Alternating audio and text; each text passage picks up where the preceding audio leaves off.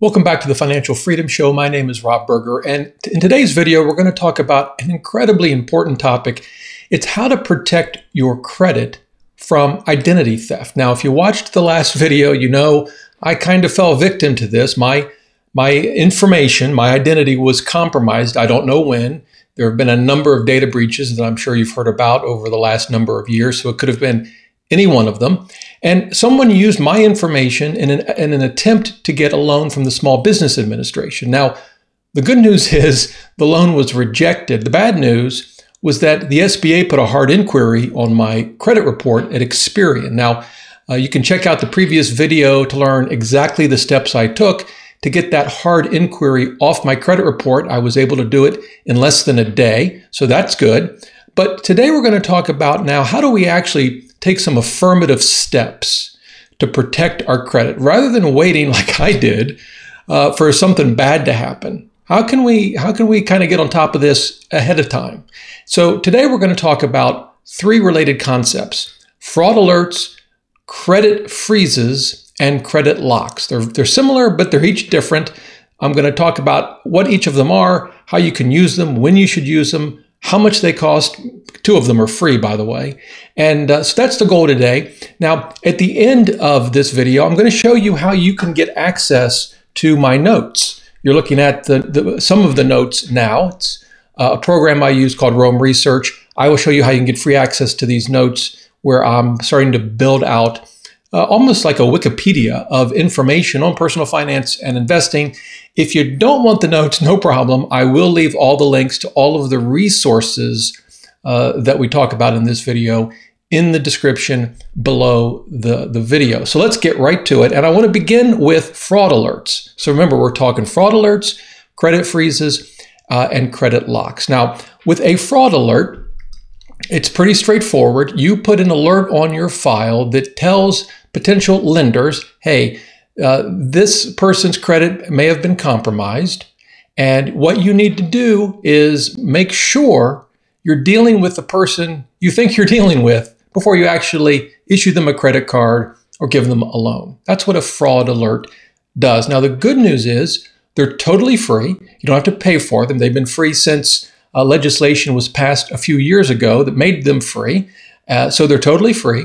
Here's the other nice thing. You only have to call one of the three credit bureaus. Once you have a fraud alert placed on your credit file at one of the three credit bureaus, they will notify the other two for you. That's exactly what happened in my case. And I got emails almost instantaneously, certainly the same day, from all three credit bureaus confirming that a fraud alert had been placed on my file. Now, what you see on the screen is from the Federal Trade Commission. Again, I'll leave links to all of this below the video. This walks through how fraud alerts work. And what you'll learn is that there are actually three different kinds of fraud alerts. So here's the deal. With I'll call it just a regular fraud alert. Again, you can put it on your credit report for free. You just call one of the credit bureaus to do it. They'll notify the other two. Couldn't be any easier.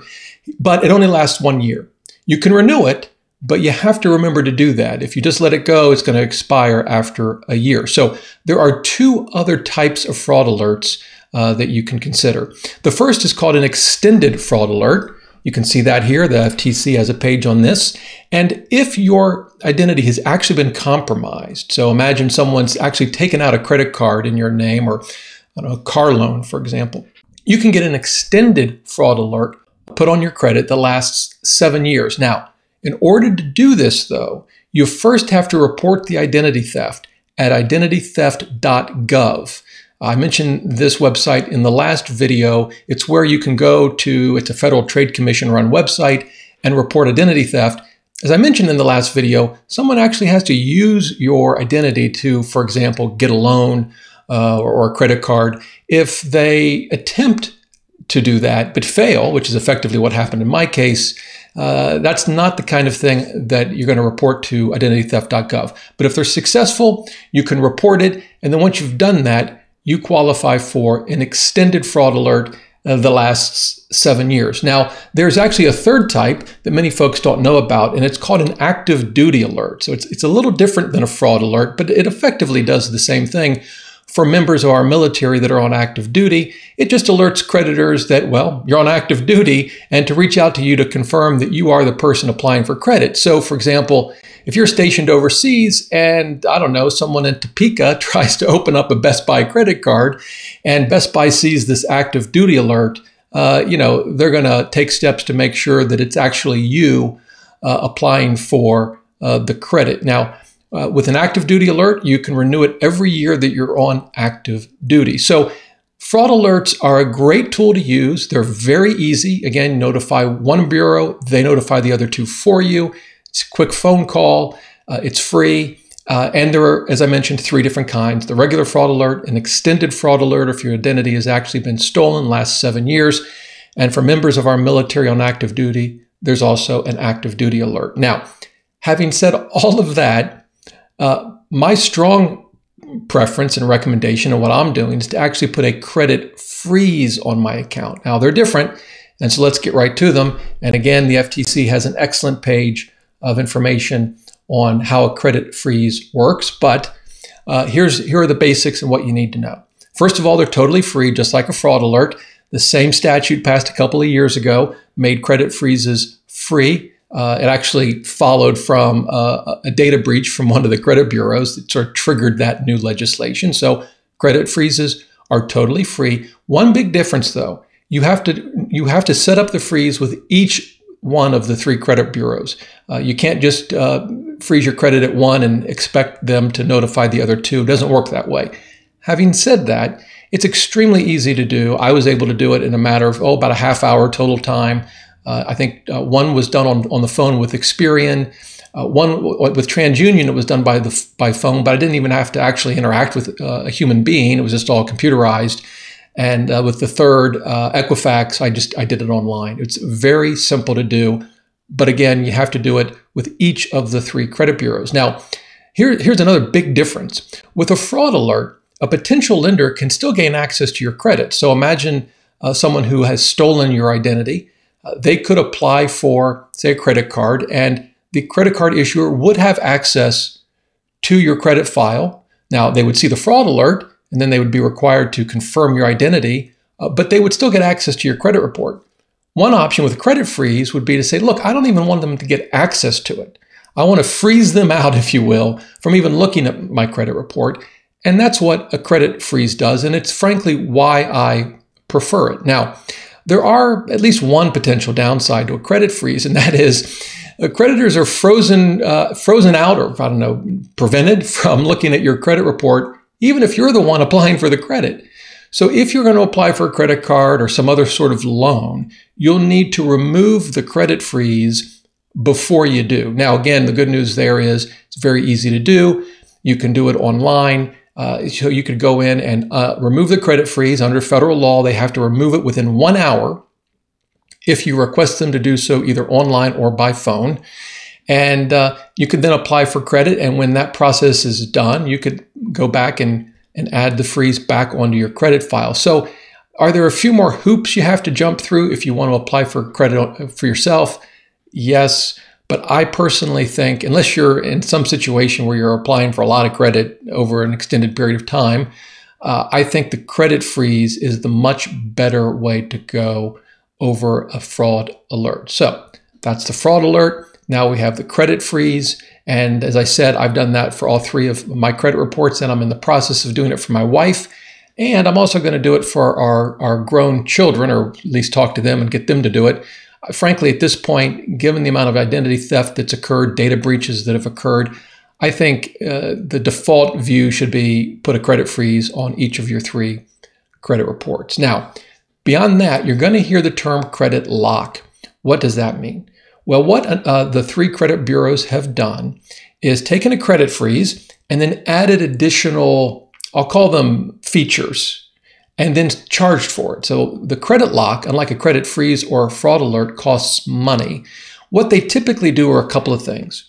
They add credit monitoring to it, and they promise to remove the credit lock if you want to apply for credit immediately. You don't have to wait for that full 1 hour.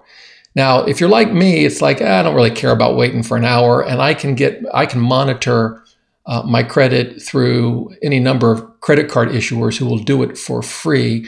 So in my view, most people don't need a credit lock. It's just not worth the money. I suppose some of you might just think it's easier and I feel safer and I can remove the lock immediately and it's worth the money. But keep in mind that depending on which credit bureaus you use, and presumably you'd want to use all three, you're going to be spending 25 to 50 bucks a month on credit locks. And again, for my money, it's just not worth it. But I point it out here because you'll see it. And when you go to freeze your credit with the credit bureaus, you'll see advertisements and links for a credit lock. And I don't want you to be confused about what a credit lock is versus a credit freeze.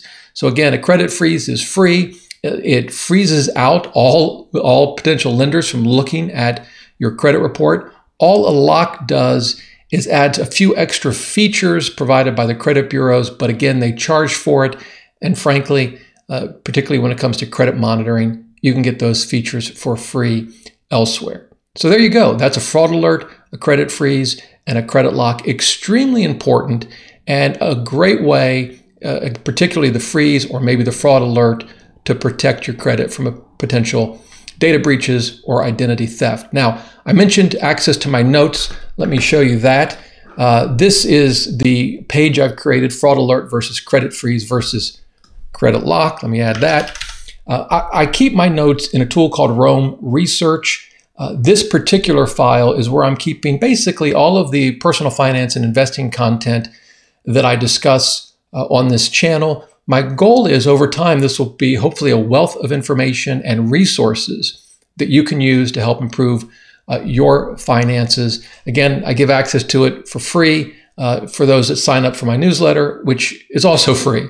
So if it's something that's of interest to you, you'll see in the description below the video how to sign up for the newsletter and you'll get instant access to these notes. And if that's not of interest to you, no worries. I'm also going to include the links to the resources at the FTC that I mentioned in this video below in the description.